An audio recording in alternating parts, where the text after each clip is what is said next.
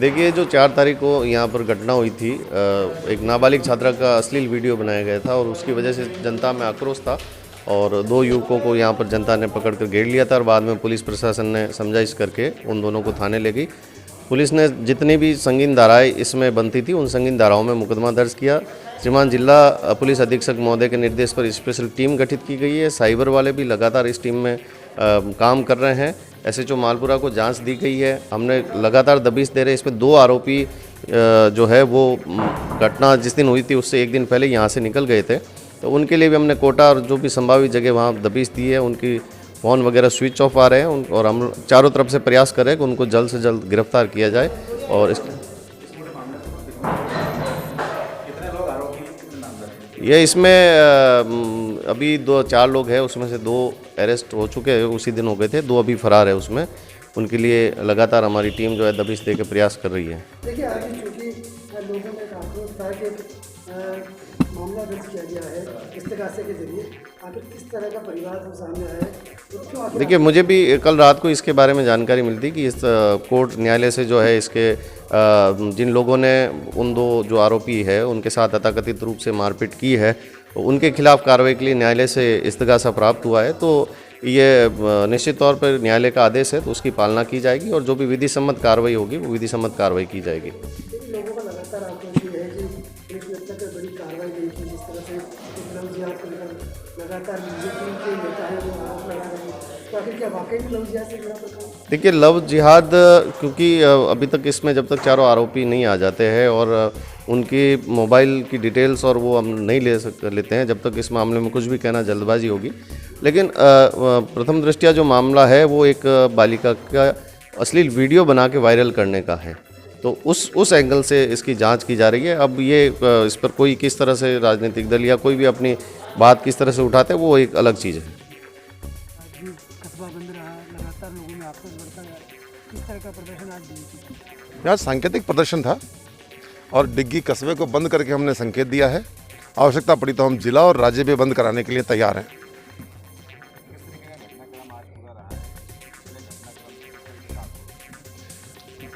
हमारे डिग्गी कस्बे की बच्चियों के साथ कुछ असामाजिक तत्वों द्वारा गलत व्यवहार किया जाता है, उन्हें पीड़ित और प्रताड़ित किया जाता है, उनके शारीरिक संबंध बनाने का दबाव बनाया जाता है, धर्म परिवर्तन का उन पर दबाव बनाया जाता है।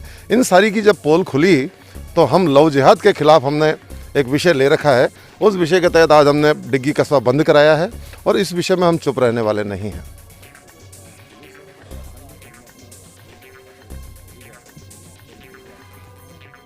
देखिए, अपराधी नहीं पकड़ा जाना सीधी सीधी पुलिस और प्रशासन की चूक है। अब हमारे पुलिस अधिकारी महोदय ने बताया कि बीच में चुनाव थे, वो उनका कहना अपनी जगह सही हो सकता है, लेकिन अधिकारी अभियुक्त और अपराधी बैरक के पीछे तुरंत होना चाहिए। हम यही मांग करेंगे और जब तक नहीं होगा तब तक पुलिस और प्रशासन हाय हाय करेंगे। ये तो हम तो जहां हम पावर में हैं वहाँ हमने बना भी दिया है और यहाँ मांग भी करते हैं, और जब जनता ने पावर दिया तो यहाँ पर बनाएंगे भी सही। Thank you. देखिए, संपूर्ण राजस्थान के अंदर लव जिहाद के मामले बढ़ रहे हैं और हम लोग भारतीय जनता युवा मोर्चा जो है सरकार से पहले भी मांग कर चुका है कि किस प्रकार से दबाव बनाकर जो धर्म परिवर्तन की बात होती है उसके विरोध में एक कानून बनना चाहिए और जो कानून हो वो बहुत एक स्ट्रिक्ट लॉ होना चाहिए, परंतु सरकार जो है उस पर किसी भी प्रकार का ध्यान नहीं दे रही है। और इवन हमारे जो राजस्थान के मुख्यमंत्री हैं उन्होंने तो एक ट्वीट भी किया और उस ट्वीट में कहा कि लव जिहाद जो है वो कुछ होता ही नहीं है।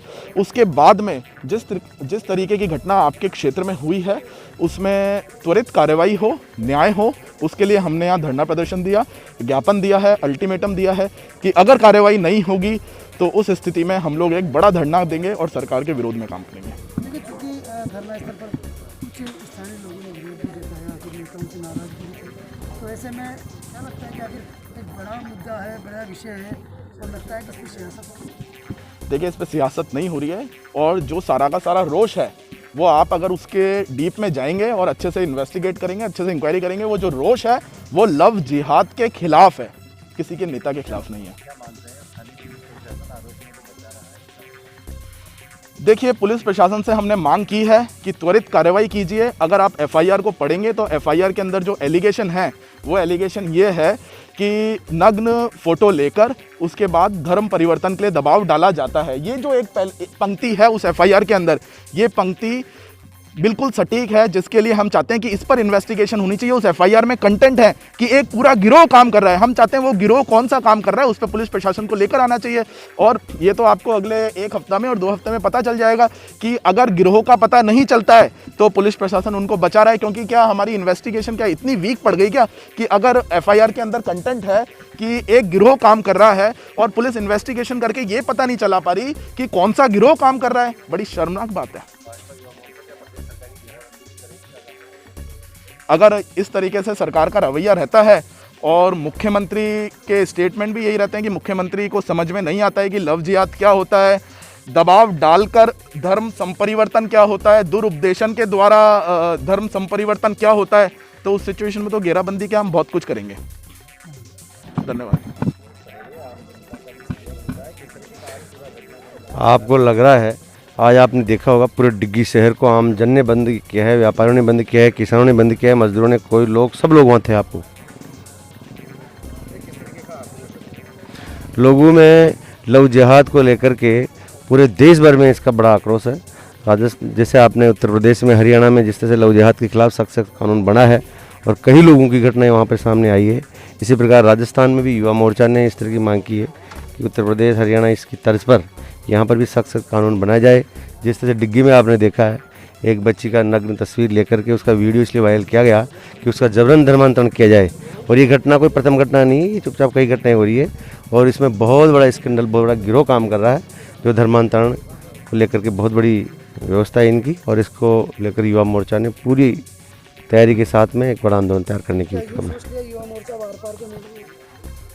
बिल्कुल युवा मोर्चा आर पार के मूड में है।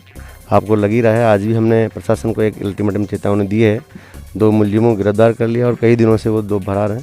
प्रशासन चाहे तो 1 दिन में अरेस्ट कर सकता है उनको, अभी तक नहीं किया गया। अगर नहीं करता है तो इसके लिए हम बड़ा आंदोलन करने की तैयारी कर रहे हैं।